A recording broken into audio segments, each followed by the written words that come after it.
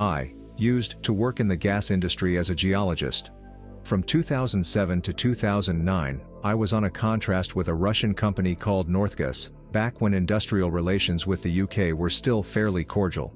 There was lots of potential gas sites in this Siberian region far up north, and I used to go around potential sites with company borehole engineers, usually in groups of 2 to 3. Anyway, I was at one site in northern Siberia with a German engineer in late October of 2008. Took ages to get to and completely devoid of human habitation, but really beautiful taiga. Endless forests on the drive up there. You drove a van through taiga? Yeah. I'm not a car nut, but it was some modified Jeep that the engineer guy would just not shut the fuck up about all the way from Novosibirsk.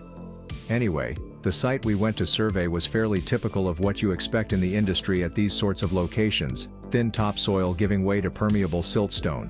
Excellent locations for surveying. Now to the story. We came to a location where satellite imagery was suggesting that permafrost was retreating. It still fucking snows and ices over, of course, but the key point is that it's not entirely frozen over. You can install stuff during the summer months, get gas production up. It was a pretty boring landscape though, very thin topsoil giving way rapidly to permeable siltstone. Lots of these natural holes all over the place too, permafrost plugs that had melted and left 20 to 30 memoir deep holes dotted all over the place. We decided to stay a few weeks and do some test surveys. First week was completely fine, got some good locations, things progressing smoothly. By the end of that week though, things were getting a little weird. Every time I would go out with the spectrometer after that first week, I'd occasionally hear some noises from the holes. I was never near them, because while you get a lot of gas coming off these things, they're not terribly good for industrial drilling. It was faint, just on the border of hearing. I never knew how to describe those noises until a few years later when someone took me out to a jazz bar and some guy was playing a violin-like instrument that made this drone noise, like a thum. Disconcerting, makes your hair stand up. My colleague would notice this too. Disconcerting, as in this job, you're not really working together, but apart.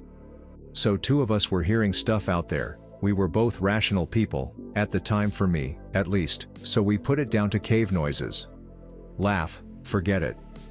About 10 days into this survey, it started happening at night. Again, faint, but really ominous.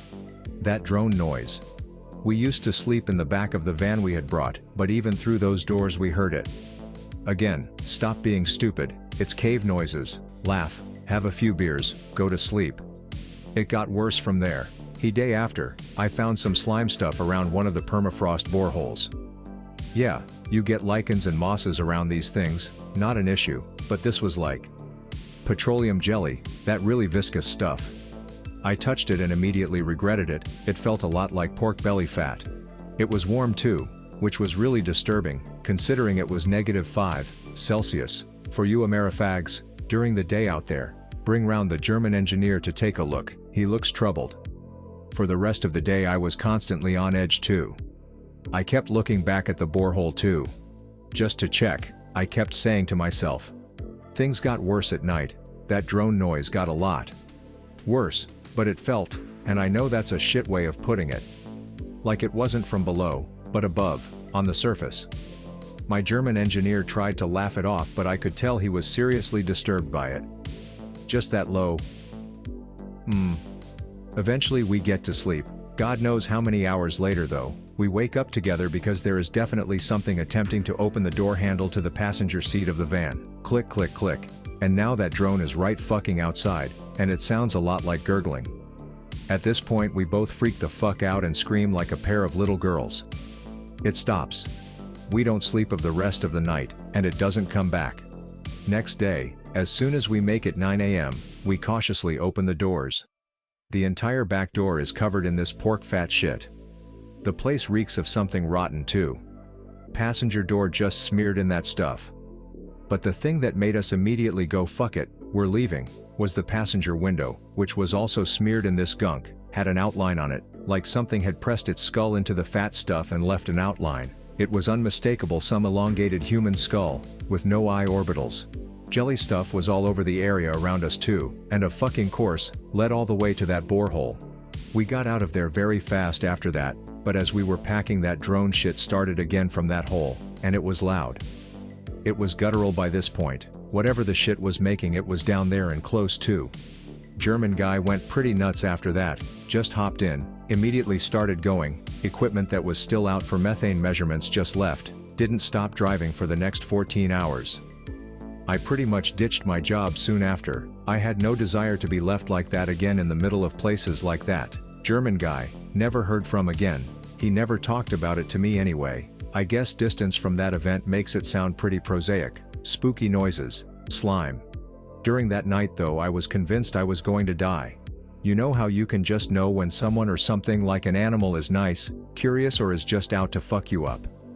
I knew instinctively that whatever wanted in didn't want to crack open a beer and ask us about geology, if you get my drift. Anyway, I spent a long time after I had calmed down about it, which took a few months, in fact, to think of a rational reason for this. Every time though, I kept butting up against the inexplainable. Sure, drone could be cave noises, but the warm slime stuff? The guttural noise?